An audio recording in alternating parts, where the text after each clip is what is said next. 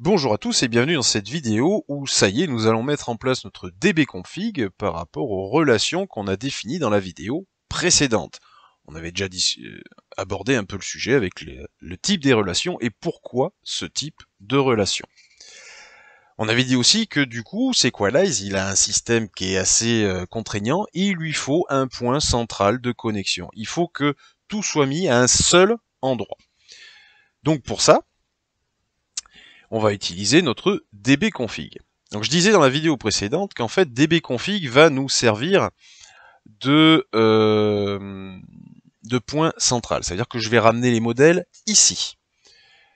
Alors pour ramener les modèles ici, hop, je me pose, hop, après, ici. Donc là on va faire, hop, mise en place des relations. Tiens, d'ailleurs, je vais arrêter le serveur parce qu'il y aura plein de modifs à faire. Donc, mise en place des relations. Encore une fois, je disais qu'on va tout centraliser. Donc, je vais me faire une variable, const db, qui est un objet. Directement. Dans cet objet, je vais y inclure mes modèles. Donc, db.user égale require. Donc là, c'est, hop, je remonte, non, je descends dans les modèles, et je vais me récupérer user. Même idée pour cocktail. db cocktail égale require modèle cocktail. Le problème ici, c'est que si je fais de cette façon-là, je ne vais pas avoir l'entièreté de mon système. Alors je vais m'expliquer. Hop, je reprends par exemple user, ici. Certes, je l'exporte. Le problème, c'est que en faisant de cette façon-là, j'utilise déjà mon dbconfig.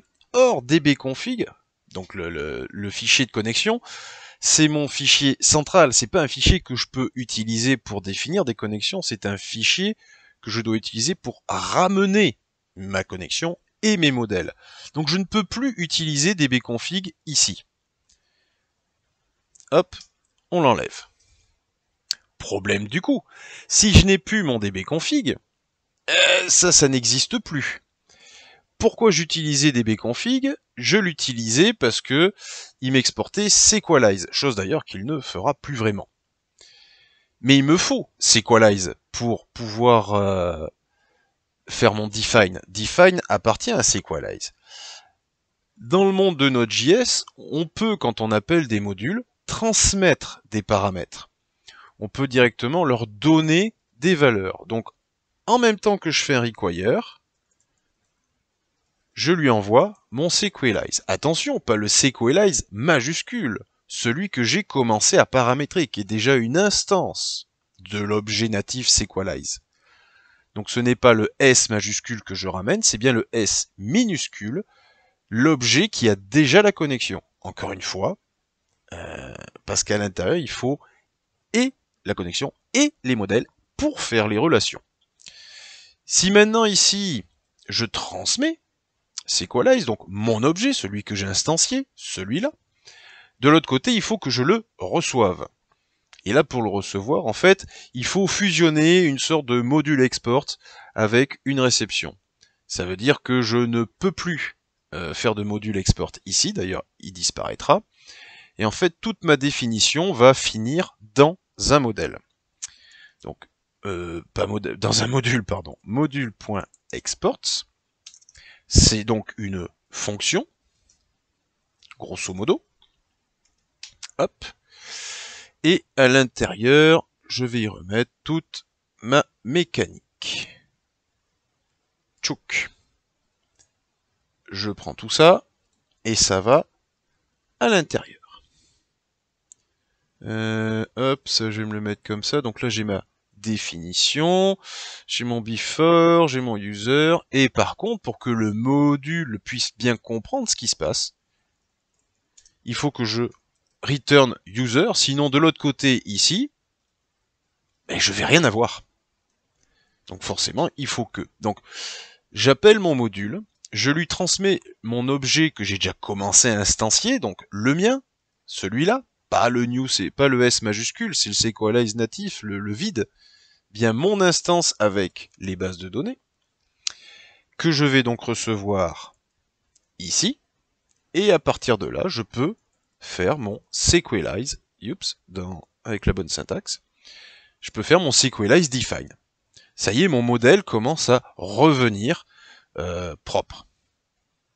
Alors évidemment, ici, on supprime tout.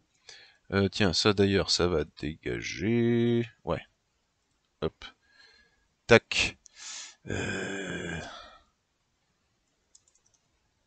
Ancienne synchronisation, je le laisse pour le git. Tac. Et bien sûr, ce n'est plus à utiliser. Donc, je définis ma variable user.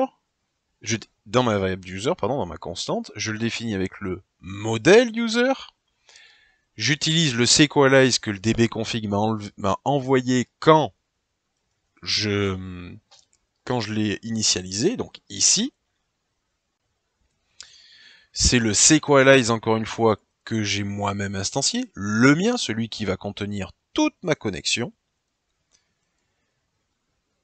Au bout du compte, je ne fais que le return, et tout ça, ça fait partie d'un module export.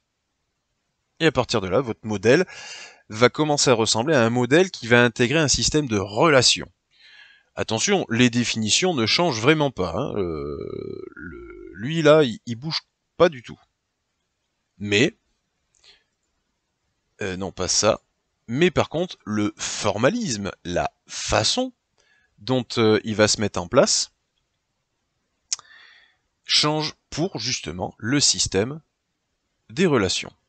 Ici, je ne bouge pas, j'ai vraiment besoin du data type, et par contre, le Sequelize qui avait en dessous, il bouge pas. Tac. Et enfin, on va s'occuper rapidement du cocktail. Donc pareil, je lui transmets le Sequelize, sans me tromper évidemment de façon de faire. Hop. Je prends mon cocktail. Alors, toujours pareil. Module.exports égale donc une fonction qui reçoit Sequelize. Hop.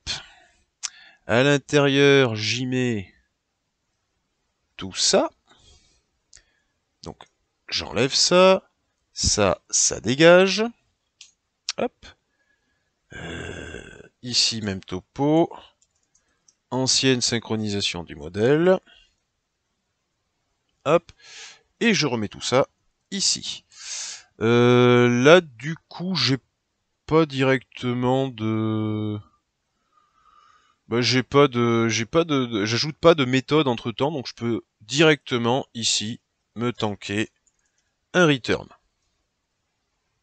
Et à la place évidemment, alors ça DB je ne peux plus l'utiliser, et à la place de ça c'est un Sequelize. Hop, voilà, mes modèles sont bons, mes branchements sont bons, et d'ailleurs tant qu'on y est, vu que ça va être la variable globale que je vais utiliser pour tout mon applicatif, je vais même en profiter pour lui donner Sequelize, comme ça tout sera fait, db.sequelize égale Sequelize.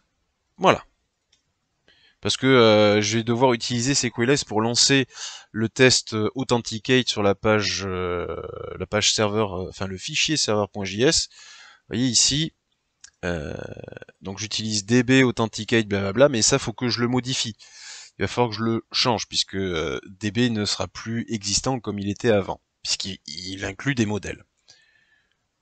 Donc, pour finir, je reprends, je suis basé sur mon dbconfig, je me crée une nouvelle variable, je ramène tous mes modèles et mon Sequelize. Chaque modèle, je leur transmets Sequelize parce qu'ils ne peuvent plus utiliser la méthode d'avant. Un modèle, c'est un module export qui reçoit Sequelize, puisque on lui a envoyé, hein, c'est la façon d'envoyer des informations à travers un modèle, à travers un module, pardon. Et à chaque fois, bon là je return user parce que j'ai deux hooks d'ajouter à l'intérieur, mais si c'est un modèle tout ce qu'il y a de plus simple, on peut faire directement un return cocktail. Voilà. Ça c'est une première mise en place, un premier démarrage qui va nous permettre à la suite de mettre en place nos relations. Et ça, c'est dans la prochaine vidéo.